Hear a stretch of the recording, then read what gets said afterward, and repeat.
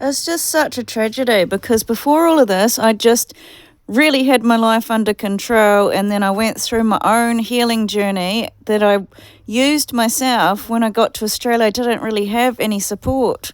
I just had a psychologist help me get strong enough to go back to work, and then I got punished for wanting to go back to work, and I did everything on my own back, the resources and the skills and things that I'd learnt throughout reprogramming my life, and instead these people taking over the land in New Zealand have listened to my story and have built my dreams. They're building my future. Like things that I wanted to do, and they're just saying I'm wasting the day. But it's kind of like, yeah, but you're charging me an electricity bill and not giving me anyone to help me. And it looks like they've been coming and putting problems up my anus to keep me having some sort of like breast cancer problem, but not giving me the health care I need because of illegal debt servitude. And I want to know why I am paying all this debt and why I am not allowed to be an individual. It's like that's the biggest thing that they're doing to me, is finding out all these secrets, and they've built a massive load of futures for everybody else in the same jobs that I do for other people, but I'm not allowed to do any work. They've just piled on trillions and trillions of dollars of debt and kept me in isolation while they kind of teach other people to hate me. And it's just been a really unjust situation. And it's like, I have got a really horrible side to me. But that's not how I am in the public on the internet. I think that's all been edited or something. But it's very seldom I'm like that really nasty side of myself. So only if I'm dealing with really, really difficult situations, or right now I'm in a high level of trauma, nobody has any compassion. Like, because they make me feel really insecure, like that I'm so ugly that I'm unworthy of it. Or I just wanted to be raped, to be exploited, to make an establishment. Or I deserve to have my intestines ruined because the Chinese cafe wanted to get rid of me. Or I deserve to be punished in my home and worked for free on some tea business because they deserve to have all of the compassion and all of the attention and all the good name. So what I don't understand is why somebody's paid so much money to keep putting my life in destruction. It's kind of like everything that I did, they keep stealing it off me. I just told my mum a vlog about my love, and that all just got sabotaged. They've got all my exes like destroying my life right now, and it's like, why are they taking away my memories? Like, that's, they don't want me to have any roots to who I am as a person, which I can't operate like that. They're trying to make me into some inhumane person, and it's like, you can't keep changing the ball and putting me under this impossible way of living.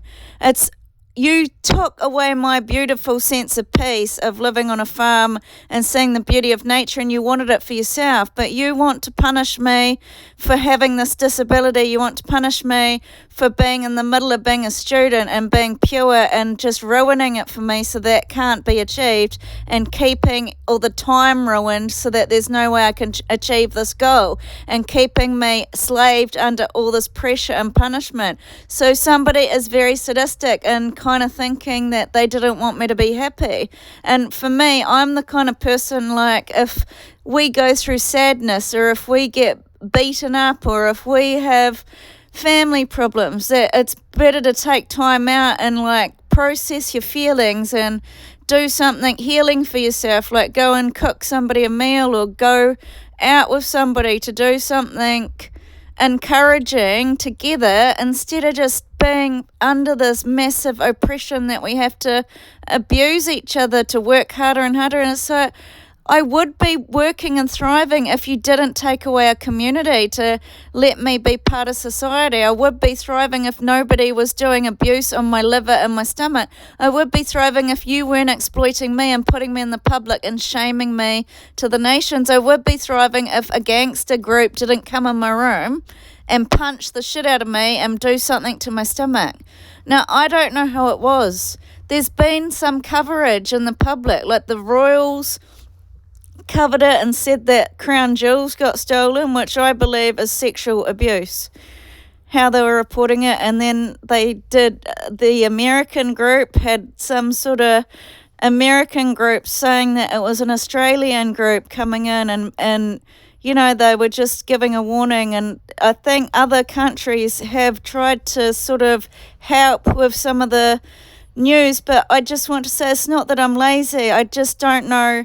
It's really counterintuitive because they've made me like misunderstood in the public, like I'm somebody else, because they've built a massive book that I'm somebody else, and I'm not. I was on a Christian journey, and they want to keep sexually violating me and not letting me have that, and kind of persecuting me under every mistake, and I can't. It's at a point where it's actually torturing me, and that's why I'm a rageful person all the time now. The only time I really rage out is when my boundaries are broken, and I don't like. They're just invading my privacy. They're actually punishing me and making me pay extreme amount of time punishments.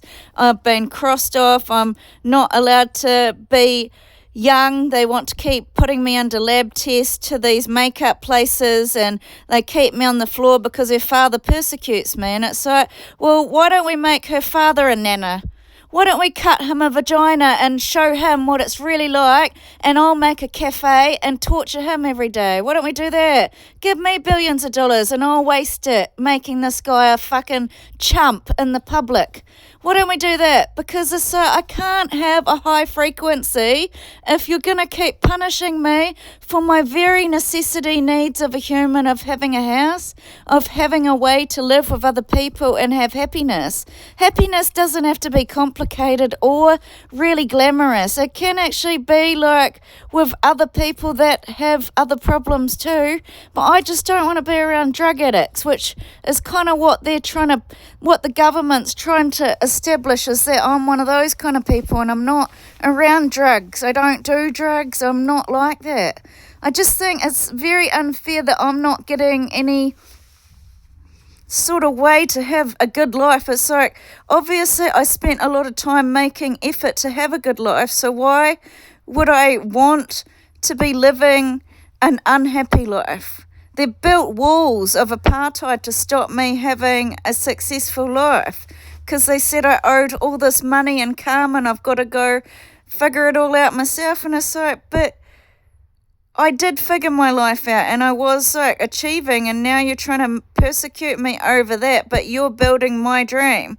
That's what I don't get. Like, you get to make money out of things that I have done for myself to make money, but I'm not allowed to. And they've got massive digital trafficking, so all over these massive networks there's masses of digital pimps stopping me having a future. And I think that's China doing that to me, and I need access to any human trafficking help that can help me.